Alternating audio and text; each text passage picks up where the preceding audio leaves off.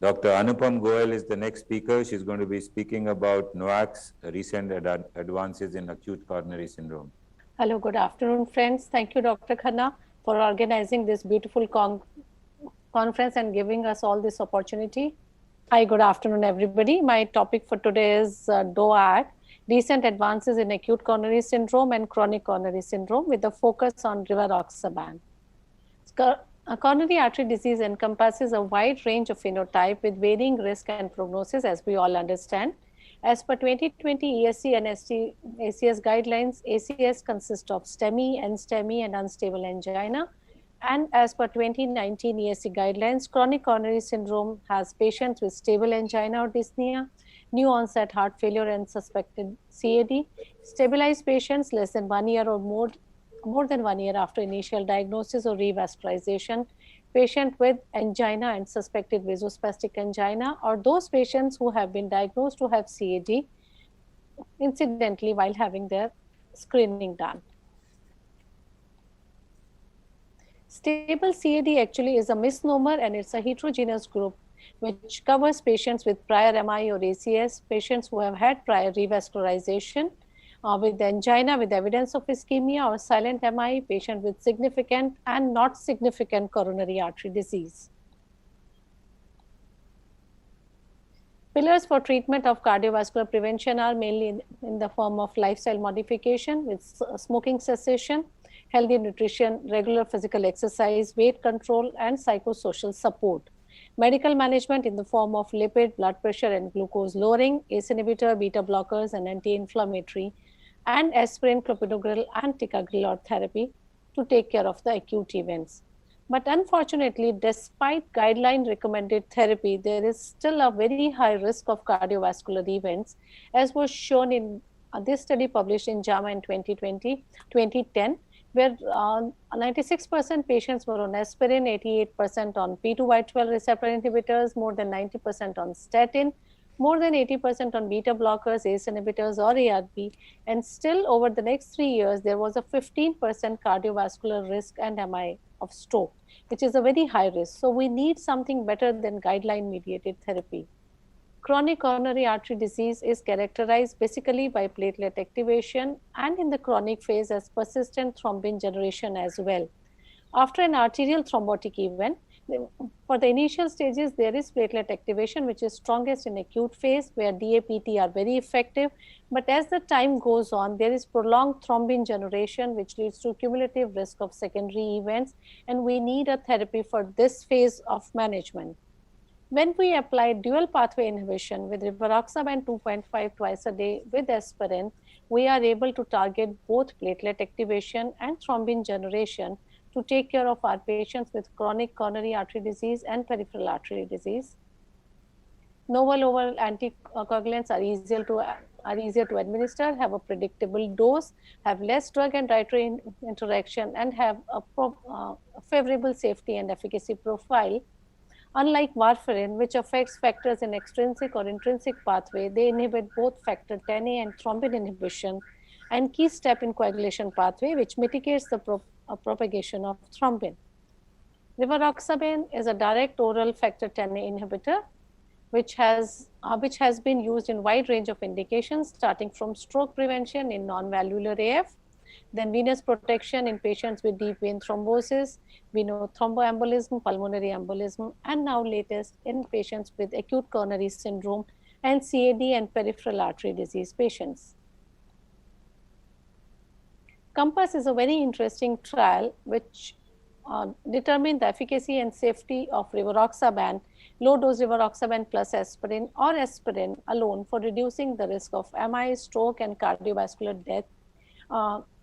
COMPASS included more than 27,000 patients, out of which 91 patients had coronary artery disease and 27% patients had peripheral artery disease.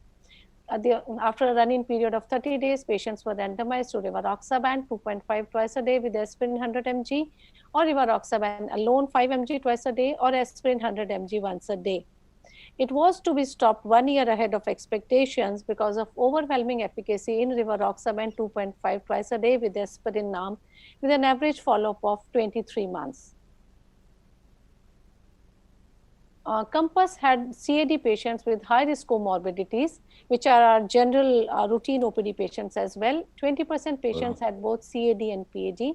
Around 70% patients had previous MIs, 37% patient had diabetes, and around 22% patients had renal impairment and heart failure. So they were definitely high-risk patients which were included, and dual pathway inhibition in these patients had significantly reduced cardiovascular death, stroke, and MI, with the relative risk reduction, significant relative risk reduction of 24%.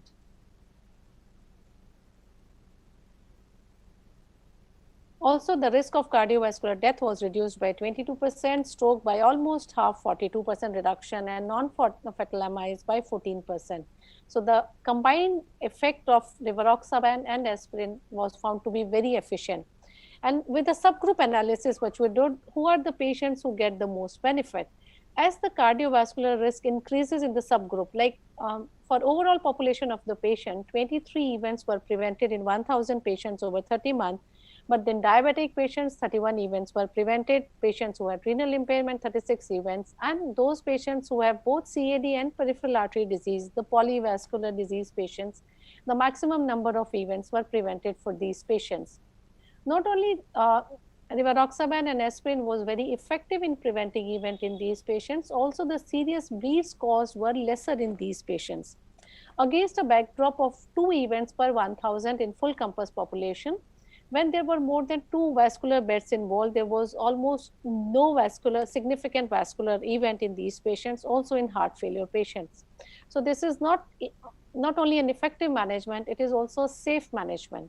To summarize from COMPASS, in patients with chronic CAD, the addition of rivaroxaban to aspirin reduces cardiovascular death, stroke, and MI by about 1/4 on top of guideline-mediated therapy, reduces ischemic stroke by around half, and mortality by around 1/5. Net benefits continue to happen during long-term treatment. Those who derive the greatest benefits are the patients who are at maximum risk, like patients with polyvascular disease, heart failure, CKD, and diabetic patients.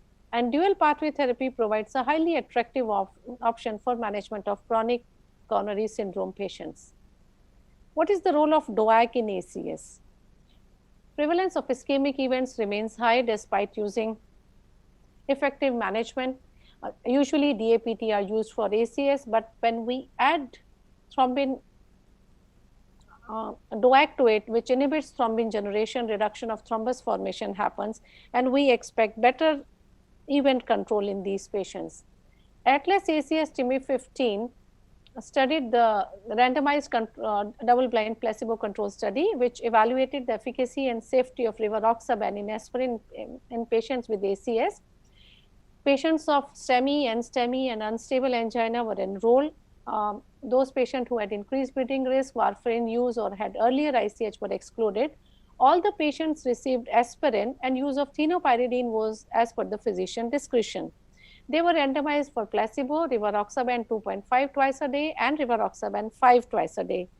This was an event-driven trial with target of around 1,000 primary events rate, with the primary safety endpoints of TIMI major bleed, non-CABG, and efficacy endpoints of cardiovascular death, MI, and stroke. What it showed it that in ACS, the addition of rivaroxaban to an antiplatelet background reduced the relative risk of cardiovascular death, stroke, or MI by 16%, and the twice daily 2.5 mg dose resulted in fewer fatal bleeding events as compared to 5 mg twice a day doses. So what seems is rivaroxaban 2.5 twice daily is the best balance of safety and efficacy when added to aspirin or dual antiplatelet therapy in our acute coronary syndrome patients, as was shown in ATLAS ACS TIMI 46 study, which was the safest dose of rivaroxaban with aspirin or DAPT was 5 mg per day, and also emphasizing ATLAS ACS TIMI 15 that 2.5 twice daily is the best balance. Whenever we have to use the rivaroxaban dose of 10 mg or less, we need twice a daily dosing as opposed to once a day to have a 24 hours minimum coverage. Another trial which studied rivaroxaban in ACS is H-REPLACE. Those were the ACS patients, and all eligible patients received a background dose of aspirin plus clopidogrel or ticagrelor, and they were randomized to rivaroxaban 2.5 BD, 5 mg rivaroxaban, or enoxaparin in dose of 1 mg per kg twice a day dosing. More than 2,000 patients enrolled across 21 sites. The major inclusion criteria were hospitalized patients who missed the emergency PCI time window and who had an indication for short-term combination use of DAPT with enoxaparin. Those patients who already received thrombolytic therapy or revascularization or needed urgent revascularization were excluded from the trial. And what we realized from it is, in the primary endpoint, the low-dose rivaroxaban was associated with lower incidence of events in this subgroup of the patient. Even in the primary endpoint of pooled analysis, the risk profile of rivaroxaban was very good and there were lower number of risk. Even the safety endpoints, the ISTH definition of bleeding events were similar in both the subgroups of rivaroxaban and enoxaparin. So what we can conclude from these trials is that low-dose rivaroxaban, when administered during the acute phase of ACS in those patients who have missed the primary perfusion window and before planned revascularization, is at least as safe as enoxaparin for treatment, and there is a reduced event in MACE compared with enoxaparin when these patients are followed in 6 months follow-up period. Where do guidelines stand in this regard?